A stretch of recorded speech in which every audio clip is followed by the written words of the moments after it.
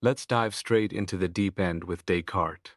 We're looking at this hefty volume from the Cambridge Companion series, edited by John Cottingham. The mission here is pretty clear. Take one of the most formidable thinkers in history and make him less daunting, especially for those who might feel a bit intimidated by dense philosophical texts. It's about providing a comprehensive yet accessible guide. So why Descartes? Why does he still hog so much attention, even centuries later? Well, he's arguably the guy who kicked off modern philosophy. Think of him as the architect of the intellectual landscape we navigate today. He's not just studied, he's obsessed with. That famous line, "I think therefore I am," isn't just a catchy phrase. It's become shorthand for the entire quest for certainty that defines his work. Even if you've forgotten the nitty-gritty details of his arguments, there's something undeniably powerful about his starting point, his relentless questioning, and the sheer ambition of his project. He tackles the big stuff. How do we know anything? What is the mind? What is reality? Does God exist? How free are we? These aren't just historical curiosities. They're live wires connecting us to Descartes' thought. At the heart of Descartes' enterprise is this radical idea: let's tear everything down and start over. He wasn't content with the existing knowledge, the accepted wisdom, the prejudicia, the prejudices, basically. He wanted foundations that were rock solid, unshakable. Imagine building a skyscraper. You need a super strong base. For Descartes, that base had to be built on something indubitable, something you couldn't possibly doubt. His method? Systematic doubt. Push skepticism to its absolute limit. Question everything. Can you trust your senses? Are you dreaming right now? Could an evil genius be messing with your head?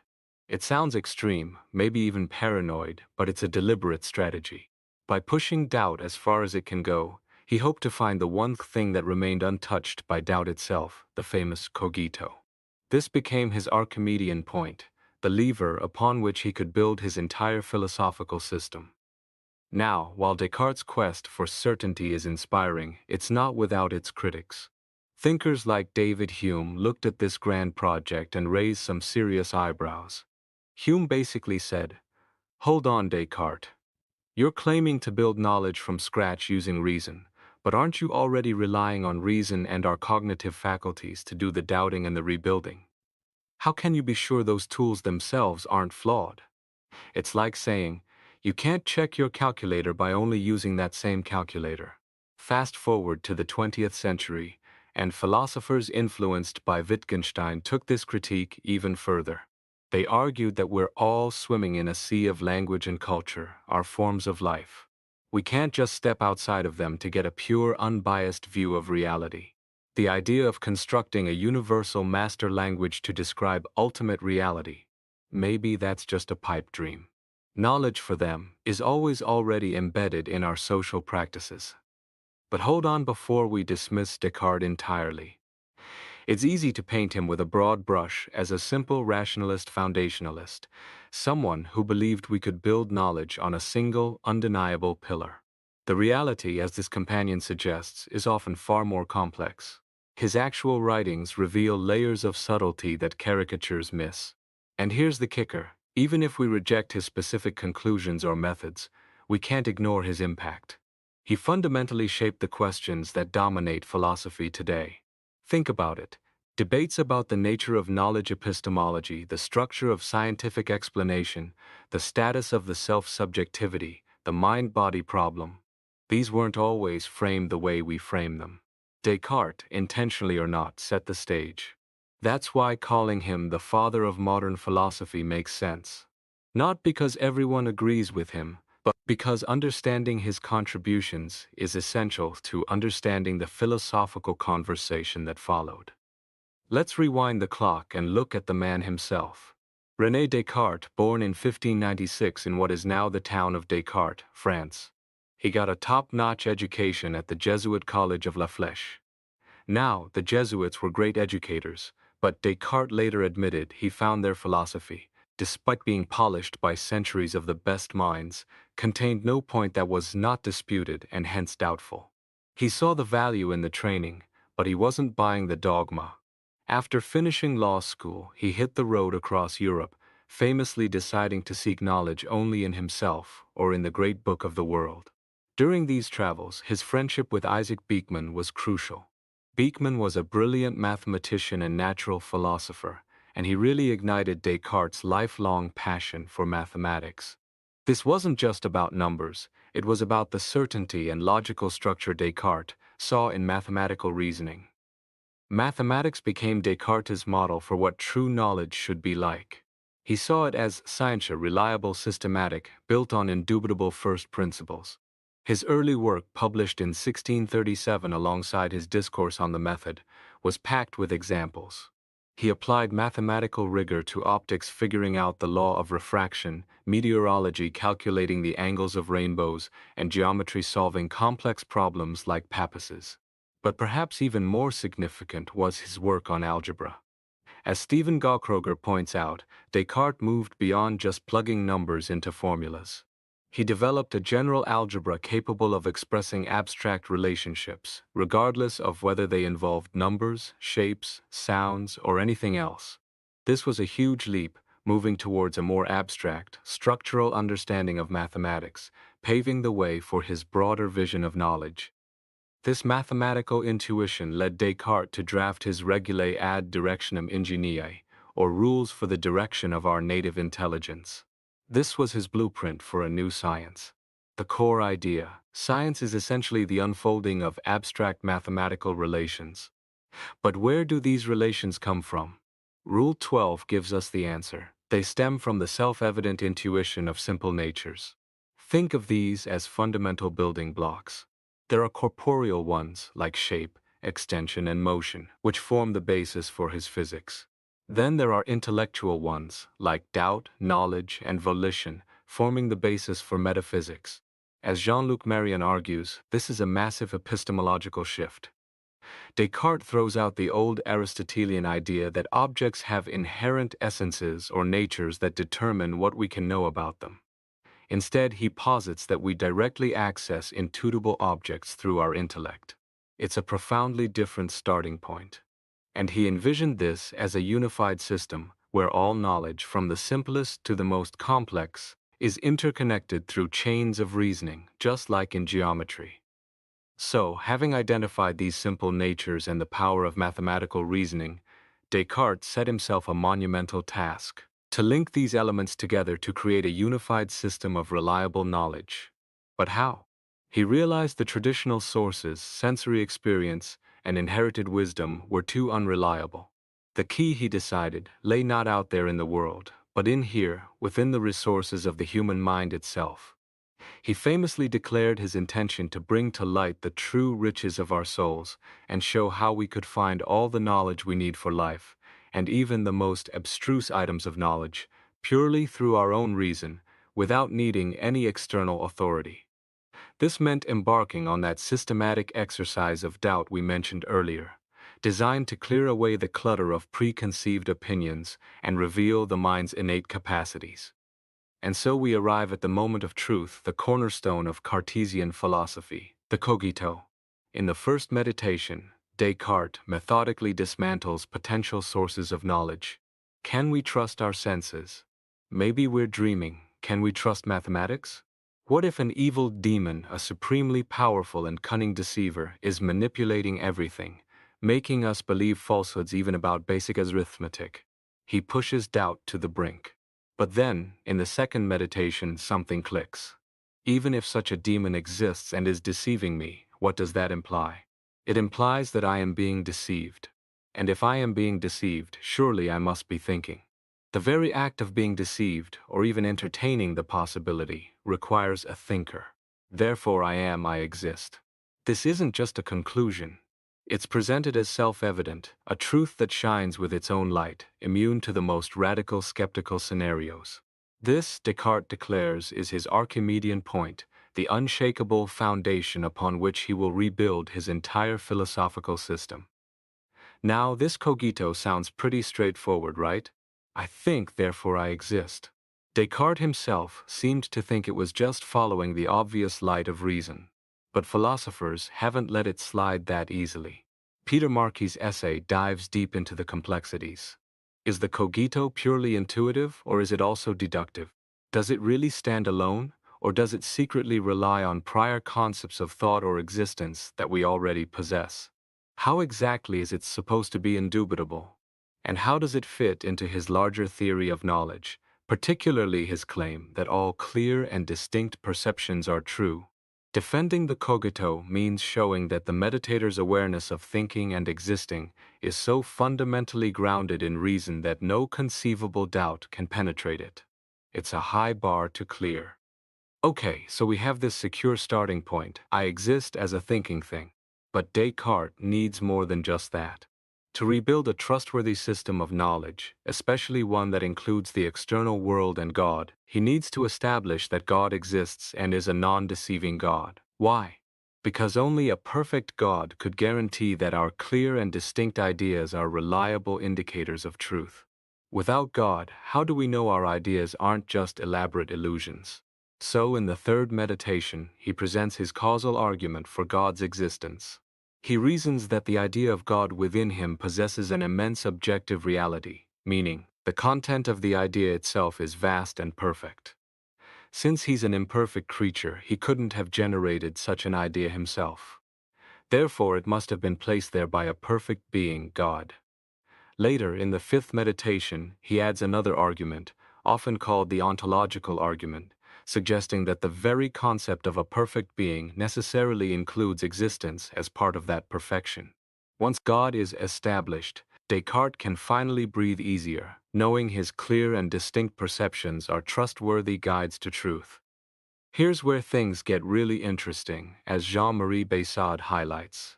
Descartes' entire system hinges on our knowledge of God. But then he immediately throws a wrench in the works by stating that the idea of God is, by its very nature, beyond our finite comprehension. It's like saying, we absolutely need to understand God perfectly to trust our knowledge, but we can never perfectly understand God. Sounds like a paradox, doesn't it? How can we rely on something we fundamentally don't grasp? Baissard tries to untangle this. He suggests that while the infinite is indeed beyond our grasp, we can still achieve genuine understanding through a complex process of thinking, moving from one attribute of God, like omnipotence, to another, like omniscience, creating a kind of intellectual map. He also points to the unity we experience within our own minds as a faint echo, an analogy of God's perfect, unitary thinking substance. The challenge, then, is to show how this partially understood, yet supposedly coherent, idea of God serves as a reliable guarantor for knowledge. It shows Descartes grappling with deep issues of epistemic access to the divine. This leads us to perhaps the most famous philosophical puzzle surrounding Descartes, the Cartesian circle. Pointed out by contemporaries like Mersenne and Arnold, it goes like this. Descartes argues that we can only trust our clear and distinct perceptions because God exists and wouldn't deceive us. But how do we know God exists? By using arguments based on premises that seem clear and distinct. So, are we not assuming the reliability of clear and distinct perceptions to prove God's existence, and then using God's existence to prove the reliability of clear and distinct perceptions? It looks circular. Louis Loeb offers two ways to interpret Descartes' response. One is epistemic. Descartes might be saying he's giving us a rule of thumb, a good reason not to doubt clear and distinct perceptions, rather than proving their absolute truth beforehand.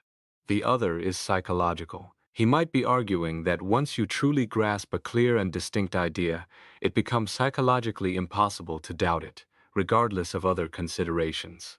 Either way, Loeb suggests this forces us to acknowledge the powerful role our cognitive faculties play in generating beliefs we simply cannot shake. It brings Descartes closer to Humean naturalism than often realized, though Descartes still holds reason as the ultimate source of certainty. Perhaps the most famous and controversial outcome of Descartes' metaphysical reflections is his theory of mind-body dualism. He argued forcefully that the mind, the thinking, I, is a completely different kind of substance from matter, the physical body. As he put it in the discourse, this by which I am what I am is entirely distinct from the body and could exist without it. This was a massive break from the dominant Aristotelian view, which saw the soul as an attribute or function arising from the whole organism, not a separate, independent entity. Why did Descartes push so hard for this dualism? Cottingham suggests several motivations. There was certainly a theological angle, making belief in personal survival after death easier. Metaphysically, though, his arguments for dualism are often criticized as weak. However, scientifically, Descartes felt compelled to draw the line between mind and matter because he couldn't see how physical processes could adequately explain the complexities of thought, language, and consciousness. He saw the mind and body as two distinct realms operating according to different principles. Dualism, however, creates some awkward situations for Descartes' overall system. If mind and matter are fundamentally different substances with different laws, how can they interact? And how can they be part of a single, unified system of knowledge, like his tree of knowledge metaphor suggested? It feels like having incompatible elements in the same system. Furthermore, by declaring the limits of physical science in explaining the mind, Descartes arguably hindered the very scientific revolution he was part of. Despite these problems, the impact of Cartesian dualism is undeniable. It launched the modern debate about the mind-body problem that continues to this day. Whether you agree with it or not, you have to engage with Descartes' sharp distinction between the thinking self and the physical world. While his metaphysics caused headaches, Descartes was incredibly ambitious about the scope and power of science. He dreamed of replacing the old Socratic textbooks with his own Principia Philosophiae, a comprehensive system based on a radically new approach. Two key features defined his scientific program. First, parsimony. He believed that all physical phenomena could be explained by the size, shape, and motion of tiny particles of matter. No need for mysterious forces or qualities. Second, he insisted on jettisoning the traditional scholastic baggage like substantial forms and real qualities, which he saw as pseudo-explanations. As Desmond Clark notes, Descartes occupies a crucial position in the history of science, bridging the gap between the old Aristotelian world and the modern scientific era. He championed a mechanistic view of nature, heavily influenced by mathematics, even if his own practice sometimes mixed old and new approaches. How did Descartes view the certainty of his scientific theories? Here, things get a bit mixed. On one hand, he adopted a modern stance. Scientific hypotheses are valuable if they provide plausible mechanical explanations, even if you can't prove them absolutely true. Think Newton's laws, we use them, they work, but maybe they're not the final word. On the other hand, when it came to the fundamental principles of his physics and the metaphysics underneath, he demanded much higher standards of certainty, almost echoing his scholastic past. Daniel Garber explores this tension. At the core of his physics was the idea that matter is simply extension, occupying space. Motion was key, as it was the only way to distinguish individual bits of matter. He formulated important laws, like the conservation of quantity of motion, though not quite momentum as we know it, and the principle of inertia, things keep doing what they're doing unless acted upon, which were hugely influential, even if later refined. But his insistence on absolute certainty for physics contrasts with his acceptance of probabilistic hypotheses elsewhere. A major hallmark of Cartesian science was its rejection of what he called occult powers, mysterious unexplained forces acting at a distance. Physics should be mathematized, dealing only with observable properties like quantity, division, shape, and motion. But here's a twist. If only God can cause real change, what about the apparent interactions between objects? Descartes leaned towards occasionalism, the idea that God merely occasions or allows interactions between bodies, but the real causation comes from him. This view anticipates Malebranche's later occasionalism and has echoes in Hume's later skepticism about causal power. It represents a significant step towards viewing causality not as an intrinsic property of objects, but as a pattern of regular association. Again, we see Cartesian ideas rippling through the subsequent development of philosophy and science. Descartes didn't stop at inanimate objects. He aimed to extend his mechanistic framework to living things, particularly animals and the human body. His goal was to mechanize virtually all the functions previously attributed to souls, things like circulation, digestion, reflexes.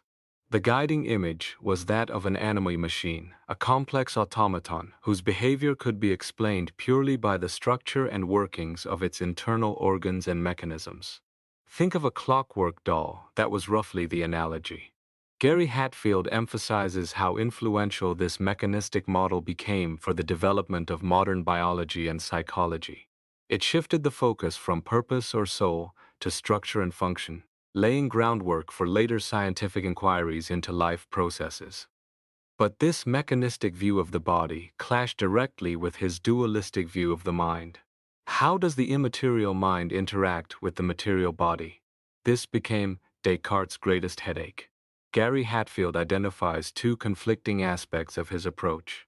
One is the interrich conception. Mental events are just arbitrarily correlated with bodily events, perhaps by divine decree or the laws of nature. The other is the inspection conception. The mind somehow directly views or inspects the state of the brain to determine mental content. Think about vision. The pineal gland receives images from the eyes, and the soul inspects these images to produce the sensation of sight. Hatfield finds this second view problematic. Hard to spell out without sounding like the mind is literally looking at little pictures in the brain. Moreover, there's a tension. Descartes officially rejected final causes purpose in physics, yet his physiological explanations often relied on teleological language, talking about the benevolent design of organs for the animal's health and survival. Mind-body interaction remained a vexing problem.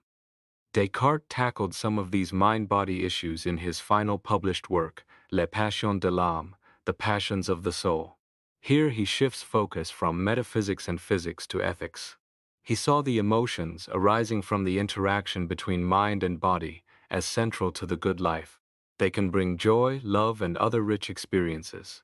But crucially, we shouldn't be ruled by our passions. Through understanding the mechanisms of the body and the mind, we can learn to control and channel our emotions appropriately. The goal is to become masters, not slaves, of our passions, which Descartes considered the chief use of wisdom. Amélie Rorty explores how this connects to thinking with the body, highlighting the interplay between the information system our senses gather about the world and the maintenance system our bodies needs and health, showing how both contribute to a well-lived, rational life. So, wrapping up, Descartes is far more than just a simple caricature of a rationalist trying to build everything on a single pillar.